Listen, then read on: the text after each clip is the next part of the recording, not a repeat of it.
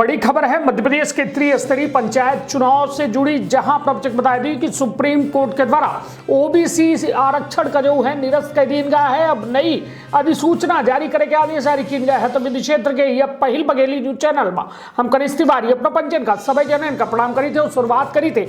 यह बेहद बड़ी खबर की जहां प्रवचक बता दी भारत के सर्वोच्च न्यायालय में मध्य प्रदेश त्रिस्तरीय पंचायत चुनाव के मामला में उपस्थित आरक्षण विवाद पर राज्य निर्वाचन आयोग का शर्मनाक स्थिति के सामना करेगा पड़ा है। चुनाव में आरक्षण के व्यवस्था का सुप्रीम कोर्ट के द्वारा गलत माना गया है।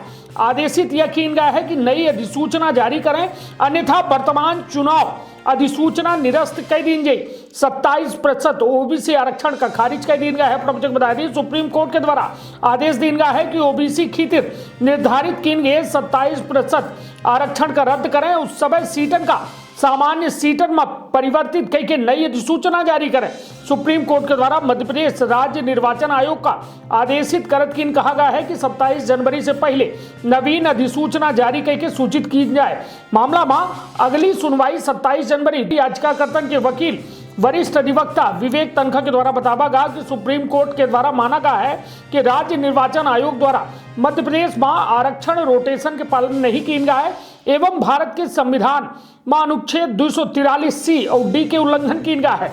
एक है राज्य निर्वाचन आयोग के कहा है कि सुप्रीम कोर्ट के डिटेल ऑर्डर और गाइडलाइन के इंतजार करने लगे प्राप्त होने के बाद चुनाव प्रक्रिया कर रोके के बारे में निर्णय लेना चाहिए। प्रवचक बता दी याचिकाकर्ता की ओर से अधिवक्ता हिमांशु मिश्रा तर्क दे चुके हैं कि महाराष्ट्र में आरक्षण संबंधी प्रावधान के पालन न होने पर सुप्रीम कोर्ट के द्वारा अधिसूचना निरस्त करत की फिर से अधिसूचना जारी करने के आदेश दिया रहा है। यह तरह से मध्य प्रदेश में की जांच है। मध्य प्रदेश में आरक्षण और रोटेशन के पालन नहीं किया गया है, जो असंवैधानिक है।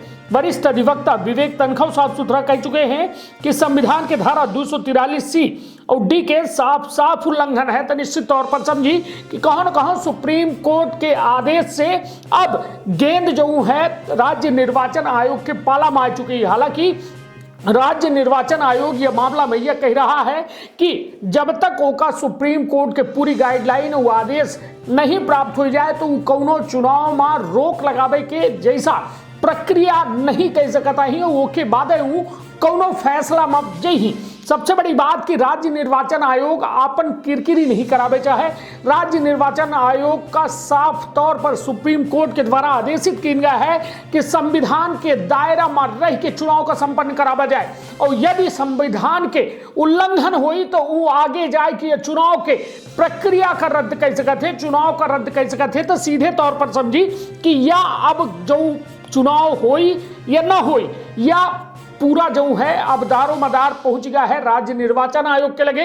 राज्य निर्वाचन आयोग जो है सुप्रीम कोर्ट के पूरी गाइडलाइन और आदेश के इंतजार कर रहा है। सीधे तौर पर समझी कि अब पेच बड़ा फंस गया है। काहे कि 243C और D जो बात कही जा रही है महाराष्ट्र में एहिन के एवज में जो है सुप्रीम कोर्ट के द्वारा फैसला रोका गया रहा, चुनाव का रोक दिया गया रहा और जौने में अगली अधिसूचना जारी भई रही। तो यह माना जा रहा है कि अब राज्य निर्वाचन आयोग आपन जो है कहो न कहो स्थिति का सुधारे खातिर अपने का फ्रंट बना ले आवे खातिर कि ओकर गलती नहीं आए या फिर अपने आप का साफ सुथरा दिखावे खातिर अब चुनावन में जरूर कुछ न कुछ बड़ा होने वाला है। तब नजर बनाए रही MP संदेश न्यूज 24 पल पल की जानकारी अपना का देते रही। तो अपन बहुत ख्याल रखब, अपने परिवार के बहुत ख्याल रखब। धन्यवाद, प्रणाम।